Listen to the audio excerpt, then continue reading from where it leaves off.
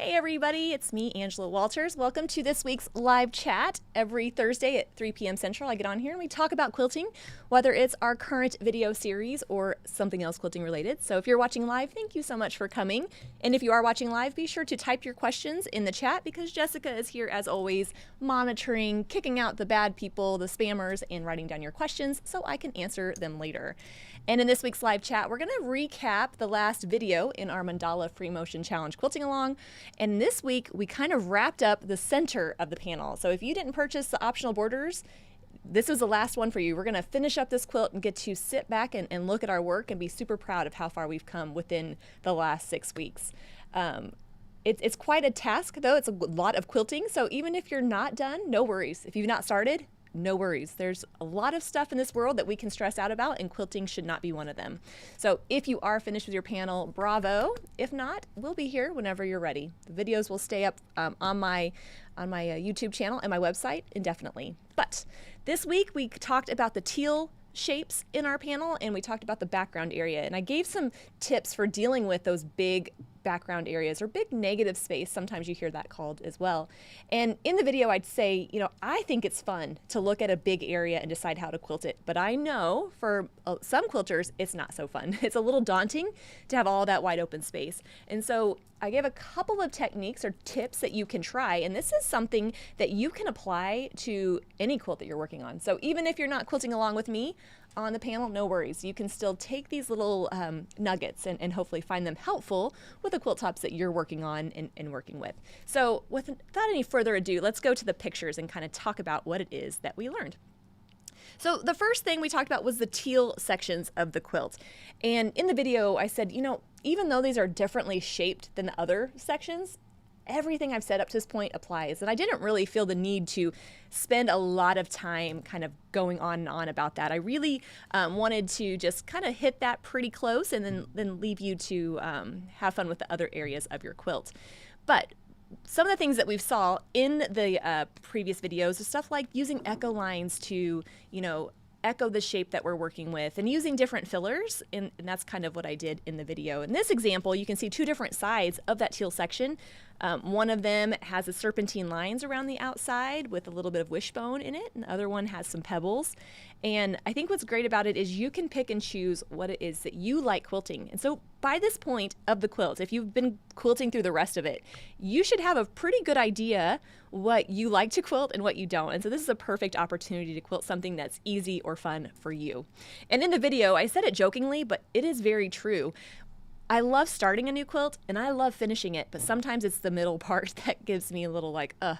And usually by the time I get to this part of a quilt, I'm just ready to be done with it. And so I'm looking for designs that still look good, but that I know that I can quilt fairly quickly and mindlessly, because usually by this time I'm listening to some audiobook or some music. So, but if that's not you, you can definitely make it as complex as you want. And so experiment with some of the other designs that we've talked about, and you can really kind of come up with your own quilting examples.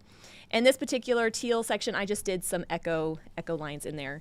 And if you can look where at the center, those little teardrops, the very center, one side I echoed to a point. I echoed the outer white ring, and the other one I echoed the white part. There's no wrong answer. When it comes to echoing, it sounds so basic, but really you can take it a lot of different ways. And I know if you watch all the other videos, you're tired of hearing the word echo, but trust me, I'm not tired of saying it because it's a great way to handle all these irregular areas on your quilts. Now, I know you're probably not gonna come across a mandala quilt or a block that's shaped like this, but it's definitely a technique that you can apply to a lot of differently shaped blocks in a lot of areas. Even if that area that you're filling in is another quilting design. Right? Or maybe it's an applique shape. And so just looking at those lines and echoing them be a good way to handle those areas. And I said this last week, but I'm going to reiterate it just, for fun.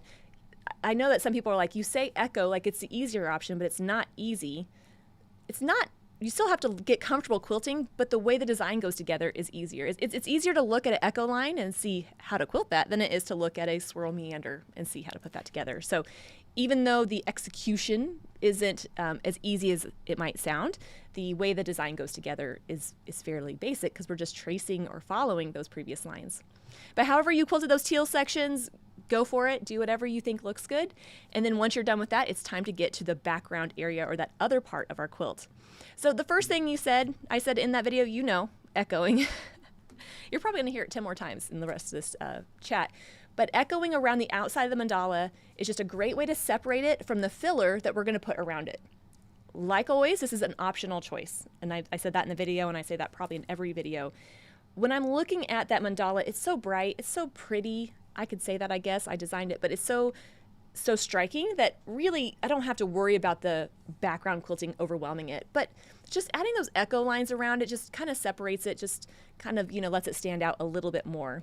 So if you think way back to week 1, we saw echoing as a way to make an area more manageable. But this time we're using echoing to, separate it from the background filler. Another reason I included it is it had such a great teaching moment with using the ruler to create shapes that didn't match the ruler. So throughout this video, we've seen Smiley quite a bit. That's my arc-shaped ruler that I designed for Creative Grids. Well, there's no way to have a ruler for every shape that you're going to quilt. It just can't happen. And even if it could, that'd be quite the financial investment. How do you take the rulers that you already have and use them for those shapes that don't quite match up? And so in the video, I kind of show how I manage that. And that's by lots of little repositions to make it fit using the reference lines.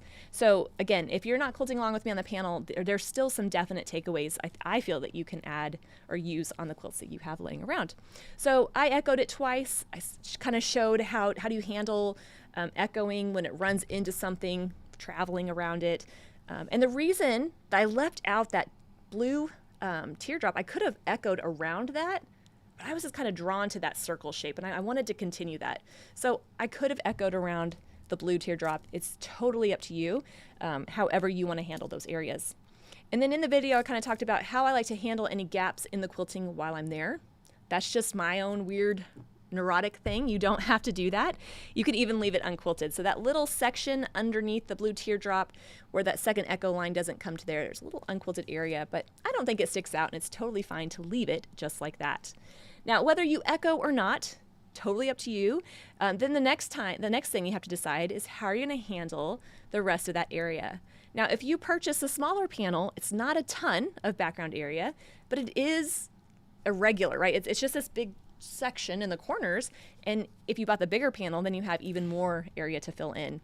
So one way to do that, and I kind of just give it a name because I think it helps it resonate, divide and conquer.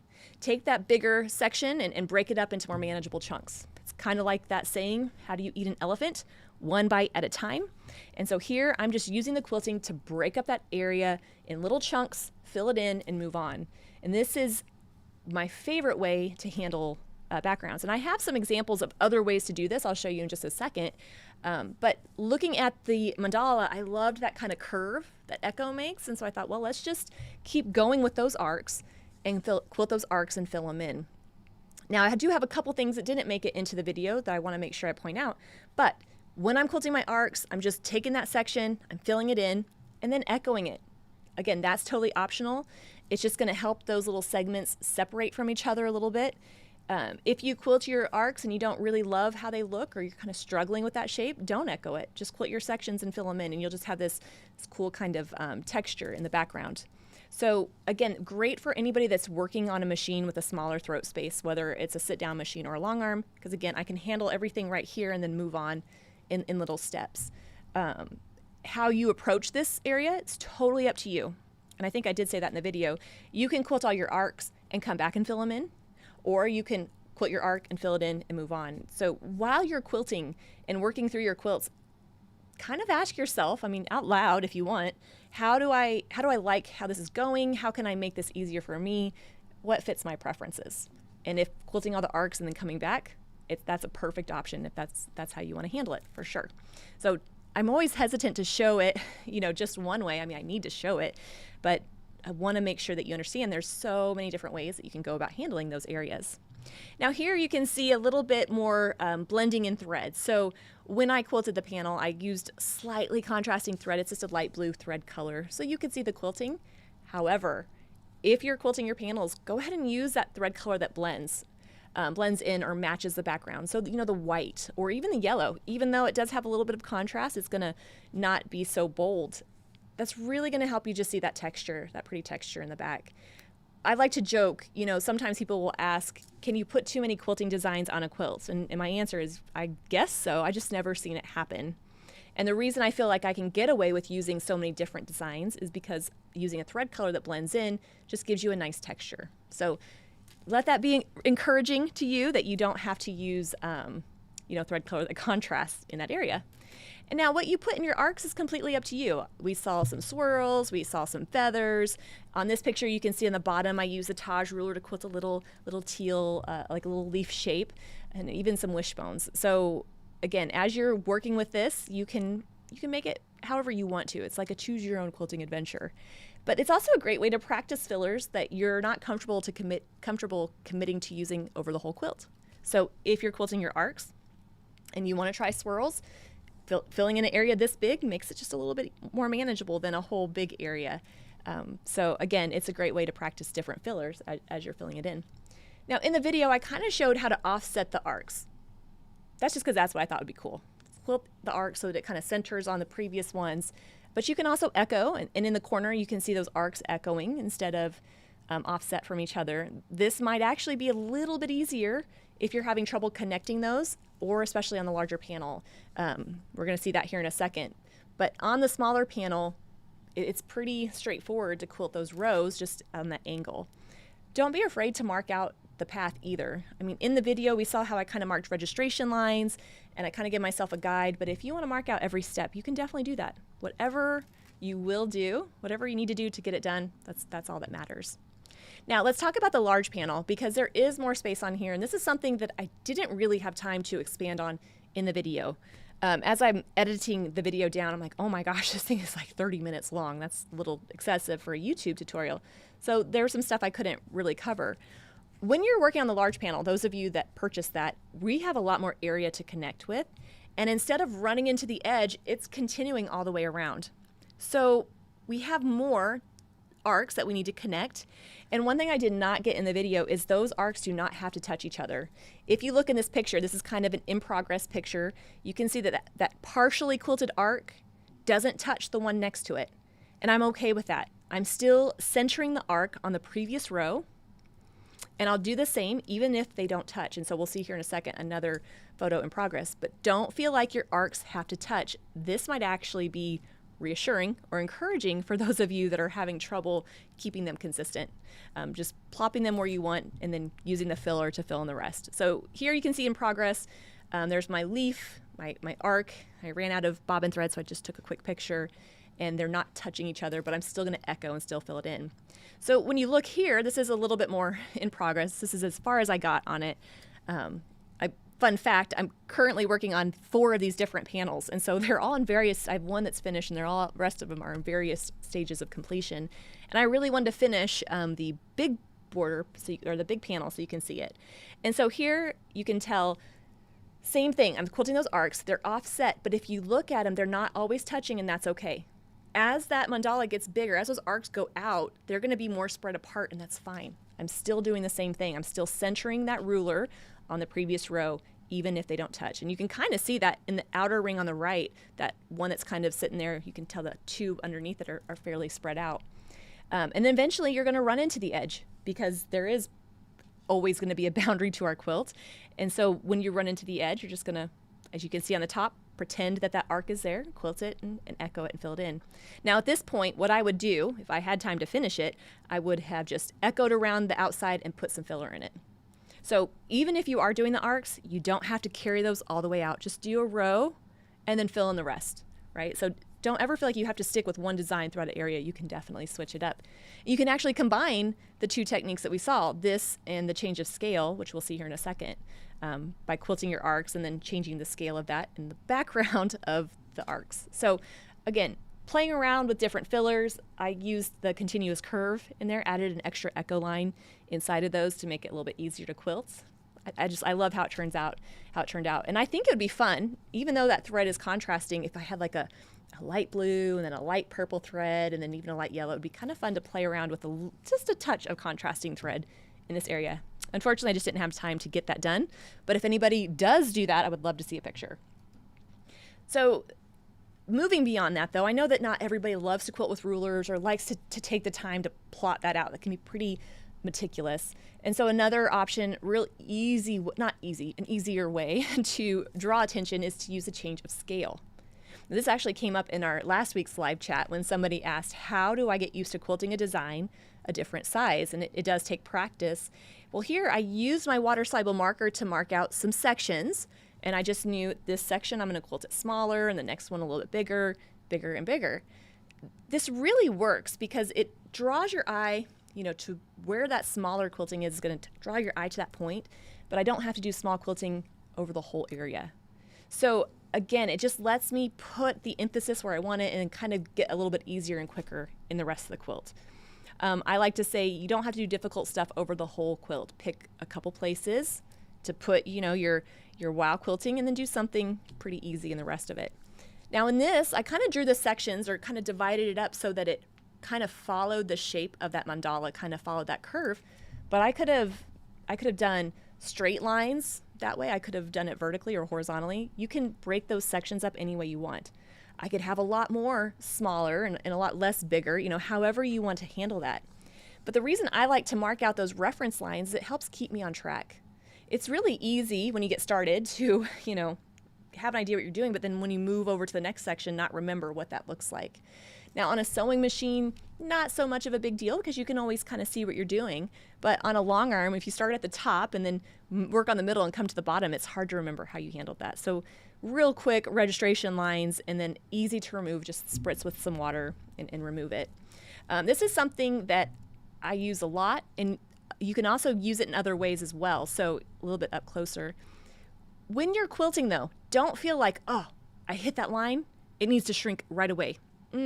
It's more of a suggestion. It's just more of a general guide. So I just continue the design, even if it crosses over, and you can even see some in there that do, and then just start going a little bit bigger. We're going for the illusion of it, and even if it's not perfect to those lines, it's still going to give us that gradual change of scale. So again, I used a contrasting thread so you can see what I'm doing, and I use swirls because that's what I love, but you can use any design with this technique. Now let's see some other quilts where we've used this technique.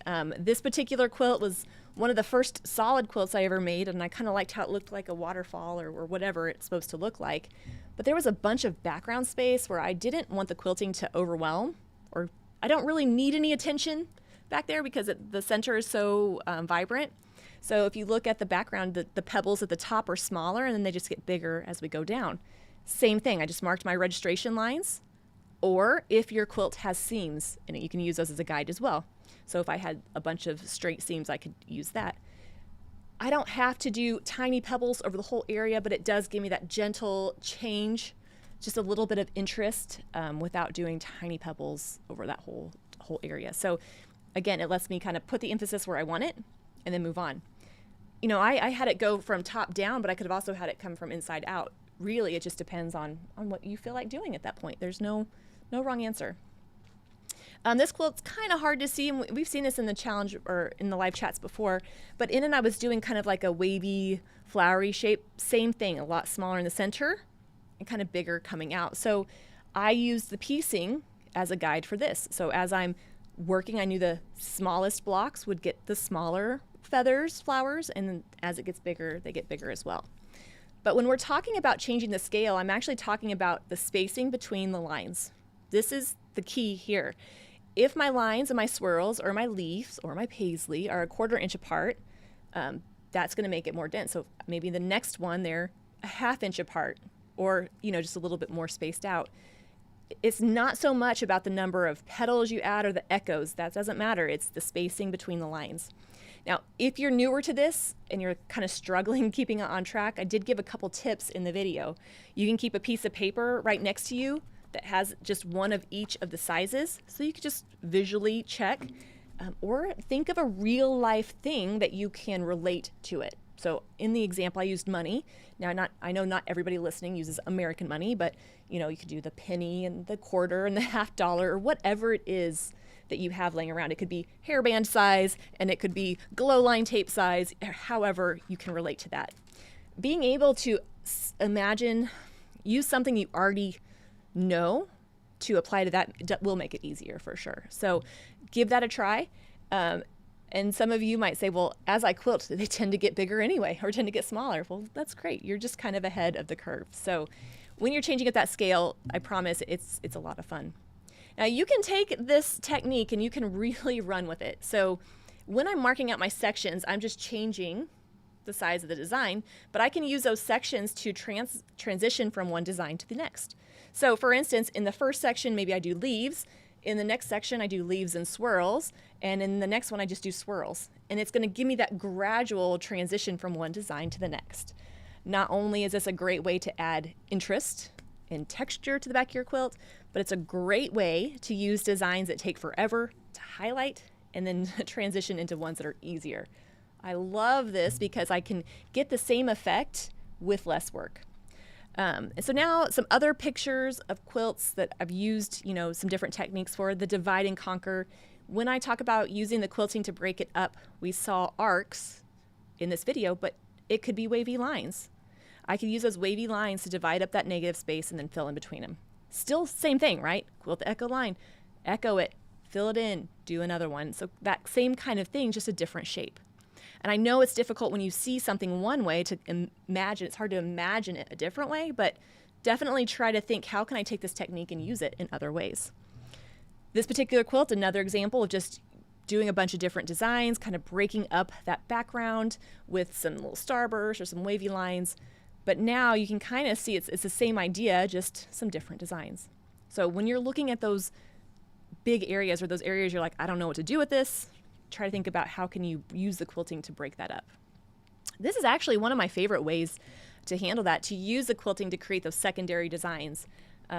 Whatever designs I'm using, whether it's straight lines like we see here or dot-to-dot geometric designs, to just create that space and fill it in and move on. And what's really fun is when you think about one design by itself, it's hard to imagine what it's going to create when it's repeated, but the secondary patterns that can come out of this technique are so fun.